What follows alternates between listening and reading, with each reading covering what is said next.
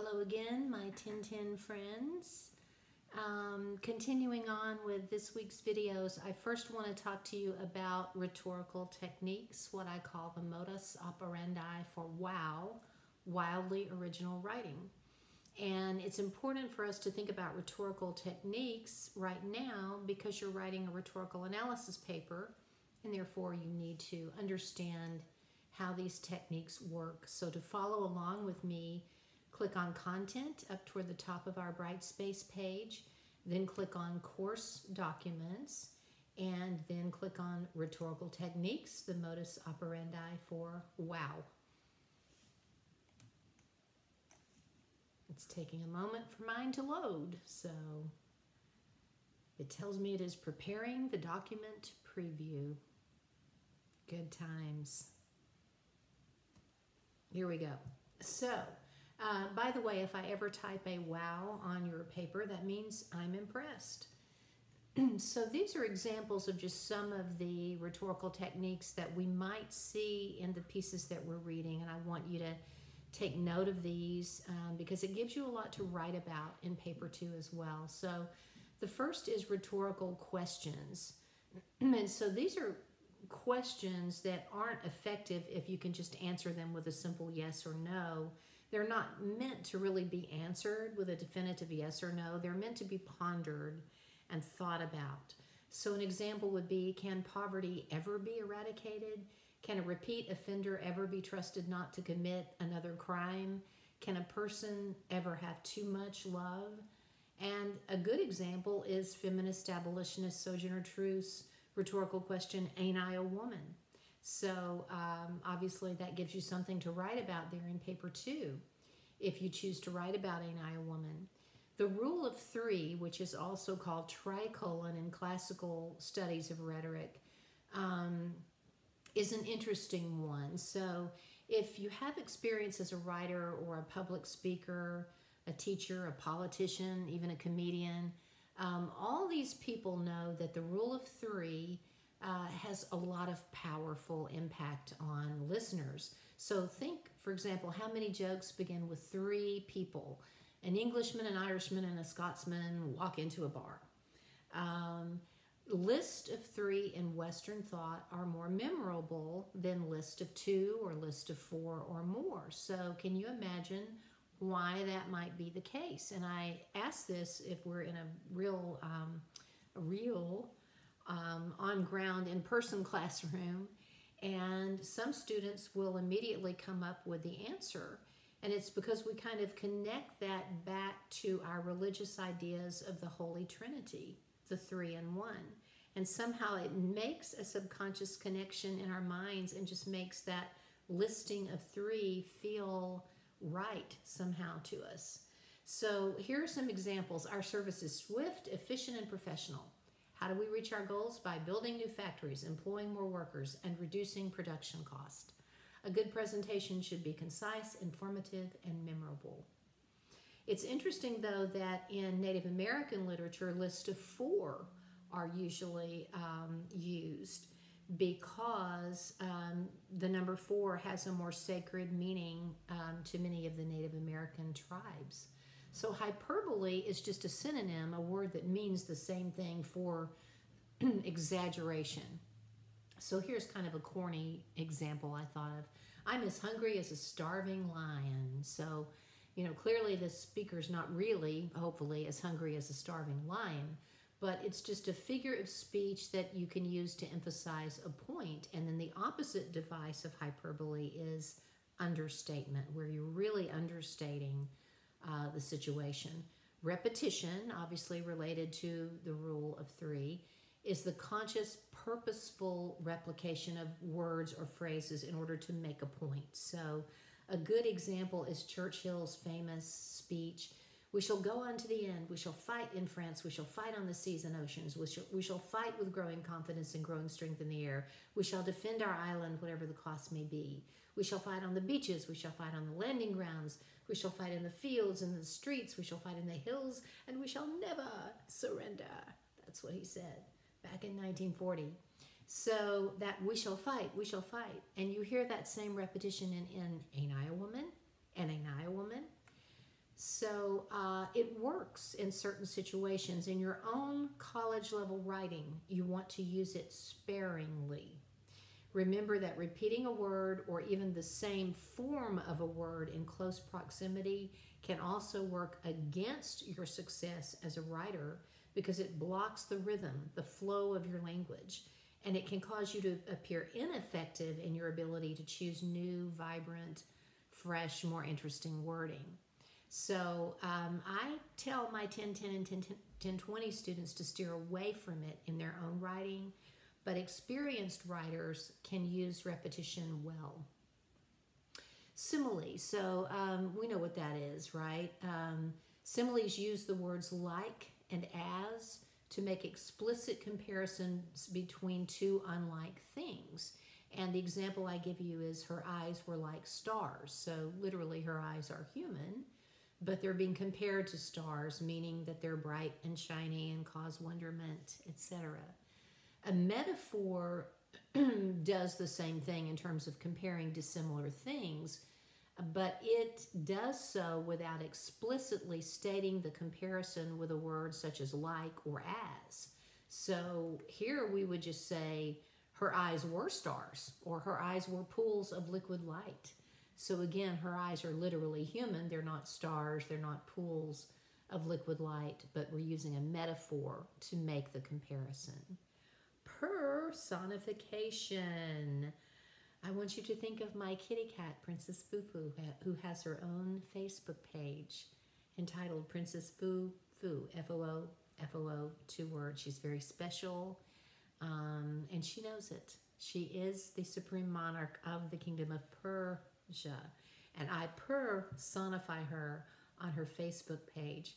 If you didn't know, there's an entire underworld of crazy cat people on Facebook, and I am one of them. I don't know what that says about me. That might not be good, but I am one of them. So personification is where we take an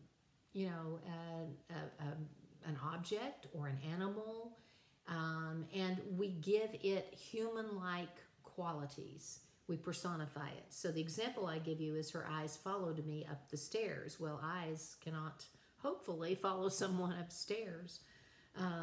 But in this case, an eye, which is obviously not a person, is given a person's abilities. Symbolism, and we know about that, right?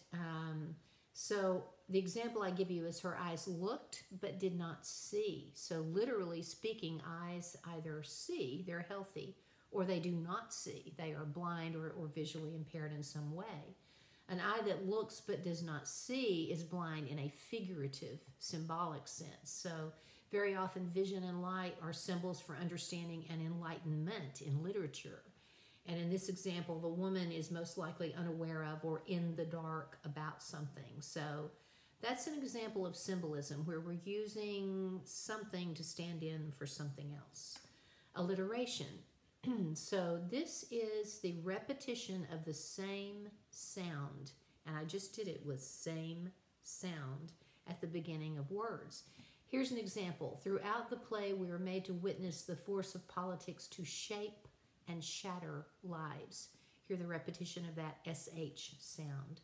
So this means beginning 2 or more stressed syllables with the same letter or sound.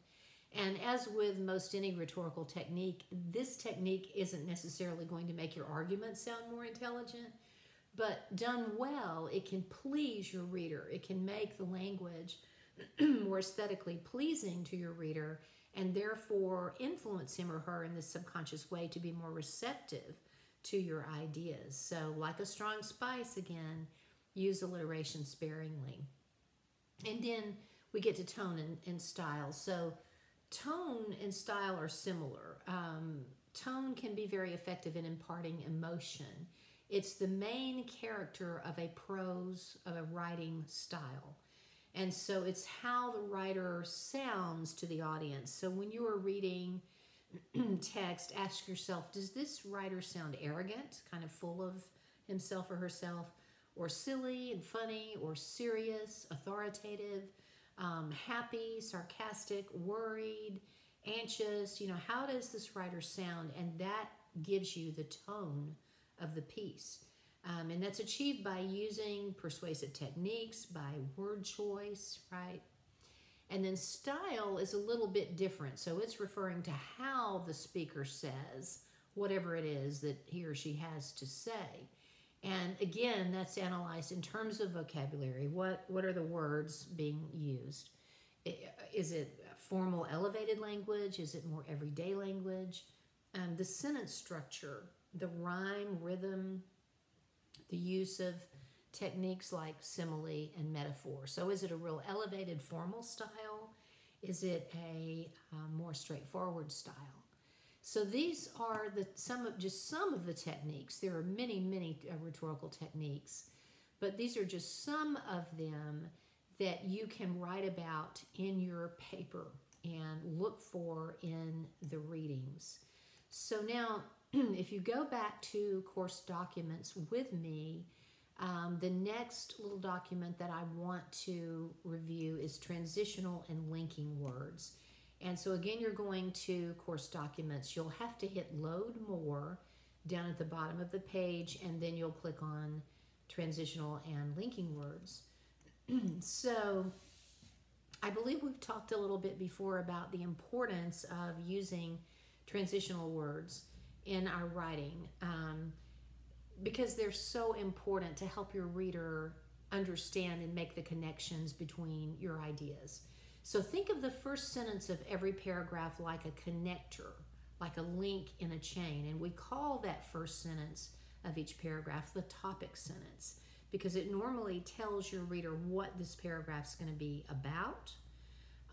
It might look backward to what you just said in a previous paragraph and forward to what you're about to say. So you kind of think of these topic sentences, these transitional sentences, like a link in a chain. And the following are some transitional words that can help you switch smoothly from one thought to another or one paragraph to another. And they're divided up according to what they do. So to add information, you can use words like again, besides, moreover, furthermore, additionally, in addition, etc. First, second, third, next, finally. To conclude or sum up, you can use words like in short, finally, in summary, in conclusion, to sum up, thus. To contrast two things, to show a difference, you can use words like otherwise, even though, conversely, however, nevertheless. I absolutely loved the word conversely once I discovered it as an undergraduate. And at one point I had a professor who returned a paper to me, and I made an A on it, but he said, would you please, in big letters, stop overusing the word conversely? You're driving me crazy. So I was a little bit hurt over that, but I was overusing conversely. To show similarities, you can use words like similarly. That's how we say it in East Ridge.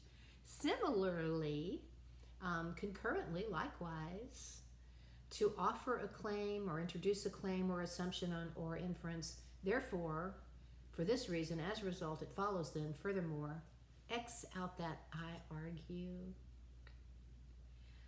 Because we're really trying hard to get you out of first person I, and for the department to put a document that says I argue when we're trying to stop you from using I. Yeah, that's not a good. So X that out. To emphasize a point, again, to repeat, to emphasize with this in mind, and to clarify. That is, in other words, to clarify, to make clear.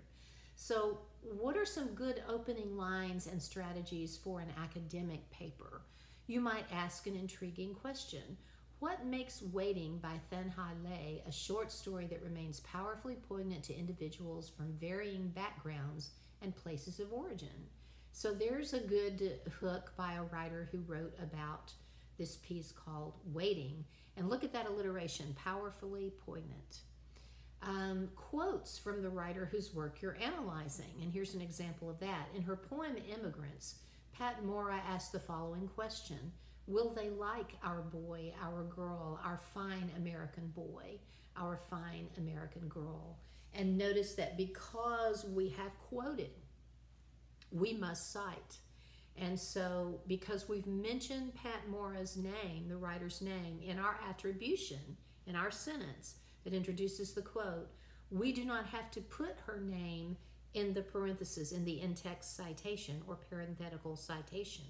Rather, all we have to do is put the page numbers, or in this case, I'm sorry, the line numbers. This is a poem. The line numbers from which the quote comes. So that's why you see 12-14. So lines 12, 13, and 14. And notice the period goes after the last parenthesis mark. That's MLA. It doesn't go at the end of the quote because your sentence doesn't end there. Your sentence ends after the final parenthesis. You could introduce your piece with a hook that is sort of surprising, like a surprising fact. Jose Antonio Vargas focuses readers' attention on what life is like for someone who is an undocumented immigrant. Yet in doing so, he bravely reveals the truth that he, in fact, is undocumented, which puts him at serious risk of being deported from the U.S. That really hooks your reader in because your reader's thinking, oh, wow. In this piece, Vargas is talking about what life is like to be an undocumented immigrant, yet in the piece he's revealing he is one, which really can put him into a difficult situation. You might begin with a definition that relates to your subject matter. Sexist grammar is a term that often refers to the use of the pronoun he, as in the following statement. Anyone can climb a mountain if he has the willpower. So kind of restricting it to the male gender. Author Adrienne Rich shows us the implications of sexist grammar in her essay, Taking Women Students Seriously. Or then you might begin with an anecdote, a little story that you tell, and then you could use what we call the bookend technique, and at the end of your paper, come back and finish kind of the end of that story. So here's an example. In his current hometown of Knoxville, Tennessee, Syrian-born Yassine Thoreau regularly visits a tent city where the homeless live in squalor to bring them food and hope because he personally identifies with their stories. But how and why does this man who came from such a faraway place relate so well to Americans in need?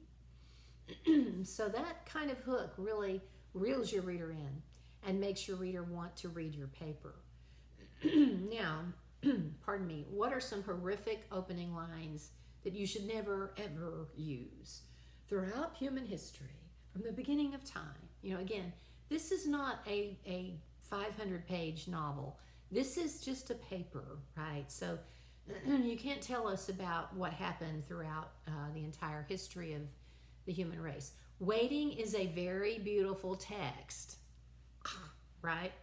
Very is a fluff word. It is unnecessary, just like really and just. She was just really a very good writer. No. And beautiful, like good and bad, and people and thing, is a vague word. It's not specific.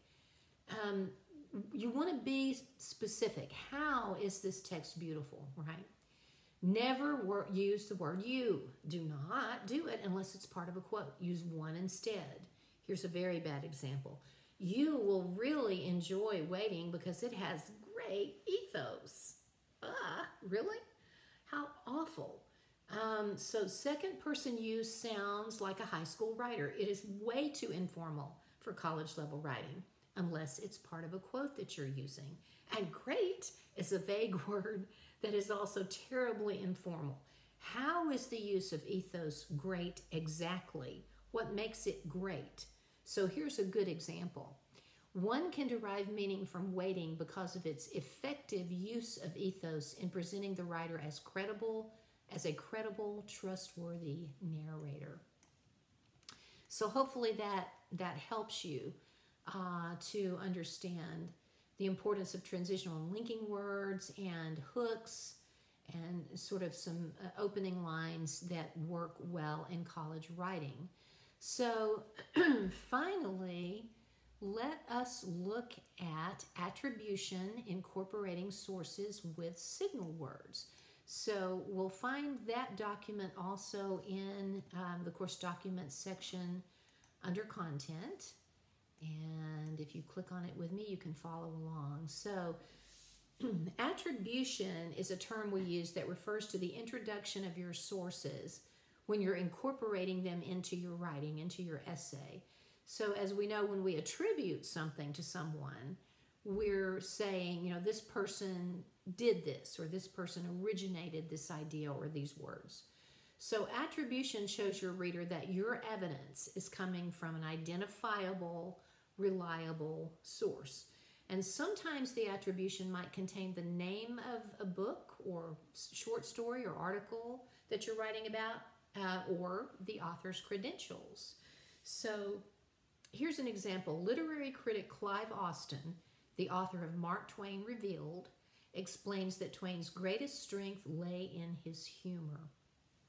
So we know that Clive Austin is a literary critic. If you had just said Clive Austin, your reader has no idea who he is or what he does or why he's qualified to have an opinion about Mark Twain as a writer. So we know from this attribution that Austin is a literary critic and that he wrote a book about Mark Twain. That's much better than just saying Clive Austin said, right? And note that you don't have to place Austin's last name in parentheses in your in-text citation along with that page number where you found the quote, since, again, you've already listed his name in your attribution. So here is a golden rule that you want to engrave in gold letters across your brain. It's very important. If you don't get it, you'll receive a lot of point deductions. Never, never, ever, ever, ever just drop a quote into your writing without indicating why it's there in some way and without incorporating it into your sentence structure. And the easiest way to do that gracefully is with what we call signal phrases or signal words that serve to link the quotation with your sentence and to name the author of the quoted material. So you want to avoid dropped quotes. Here's an example of a dropped quotation. Some experts feel that the drinking age should not be lowered to 18, period. Quote, studies indicate that the brain is not fully developed until one reaches his or her mid-20s, unquote. And then there's your parenthetical citation, Stein 88. Now, a lot of students think, oh, but I explained that some experts feel the drinking age shouldn't be lowered to 18, so how have I dropped the quote? You drop the quote because it appears all by itself as a sentence in your paper. It's not part of a sentence you created. It's just there, dropped in as a quote by itself.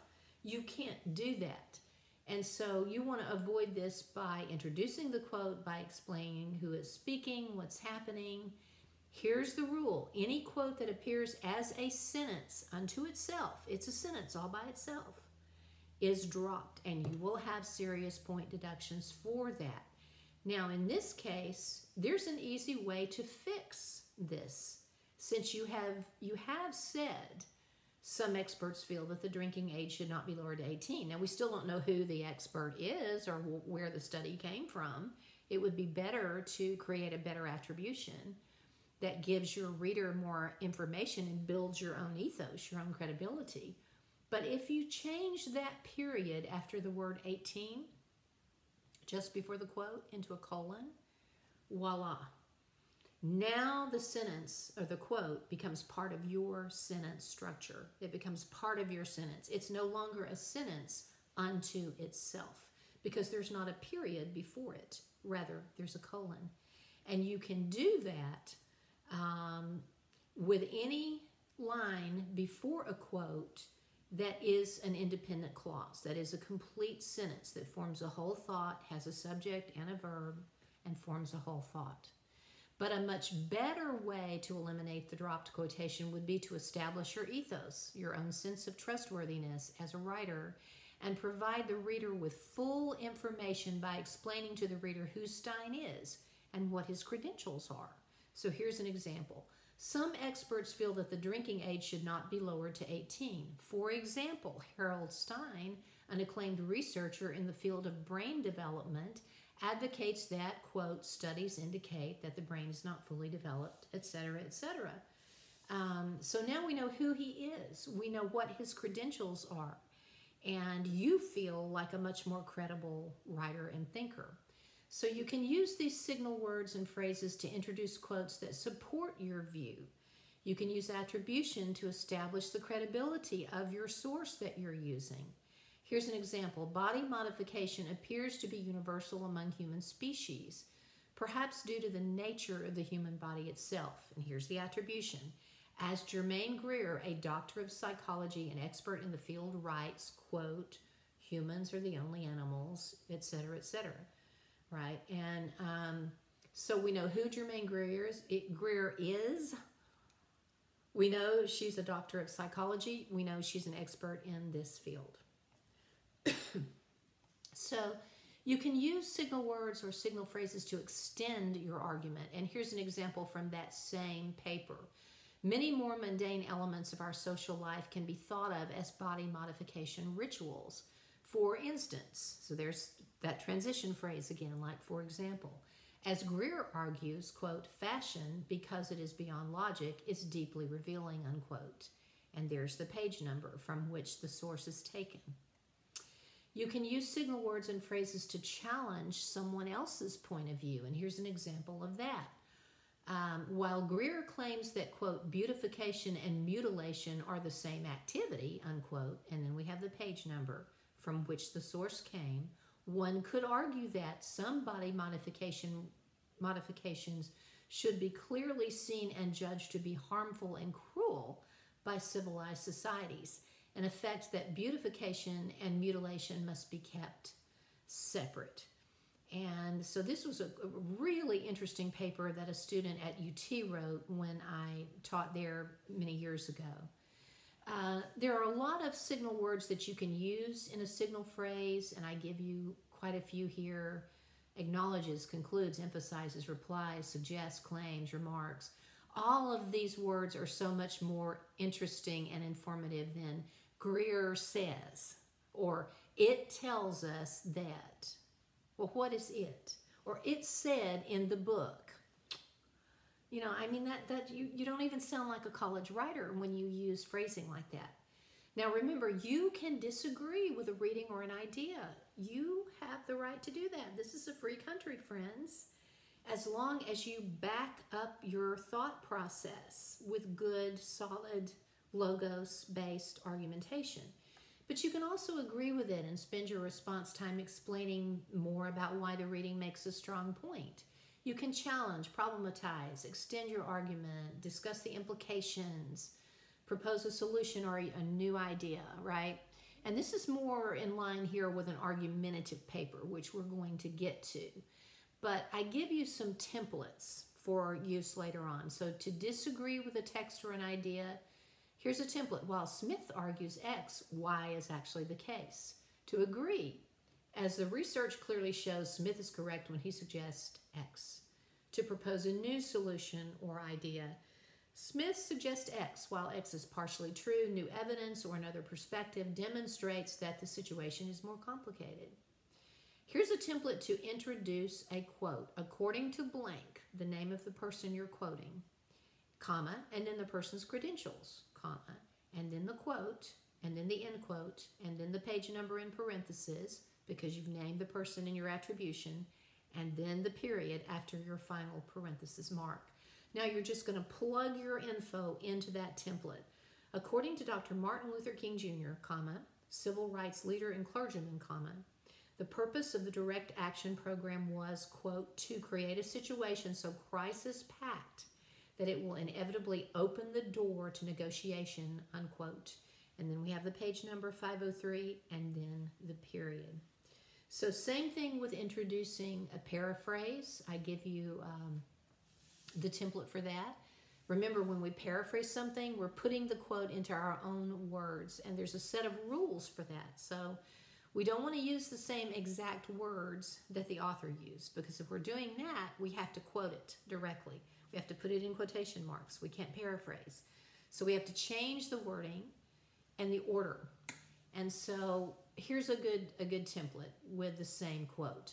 Dr. Martin Luther King Jr., author of Letter from a Birmingham Jail, tells us that the direct action program's goal was to bring about a situation so filled with calamity that it would invariably become the catalyst for cooperation. So we use situation because that's a word that's difficult to find a synonym for. But we use bring about rather than create. We use filled with calamity rather than crisis packed. We used invariably rather than inevitably, and open the door rather than become the catalyst. Negotiation or cooperation rather than negotiation. So as always, you want to avoid monotony in your writing. You want to vary the signal phrases you're using to integrate your quotations. You don't want to use the same ones over and over and over again. It's very boring. So I give you some example. In the words of, as so-and-so has noted, so-and-so points out that, right? So you can just vary those, and that will be helpful. I also give you in course documents an attribution verbs handout that I normally pass out in class. And so attribution verbs, again, also called signal words, and this just gives you a lot of them that you can use in your writing. And it sort of delegates them into categories, like when the source is just neutral. So the source you're using isn't strongly opposed to something or for something, just kind of neutral. You can use a word like comments.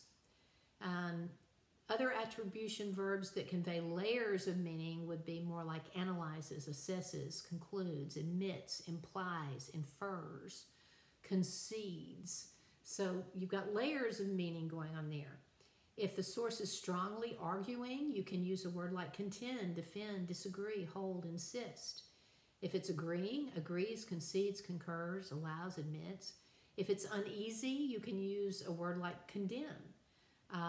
So-and-so condemns the use of blah, blah, blah, whatever it is, deplores, derides, warns. And so all of these attribution verbs, you should be considering their use in your writing because it's going to make your writing stronger.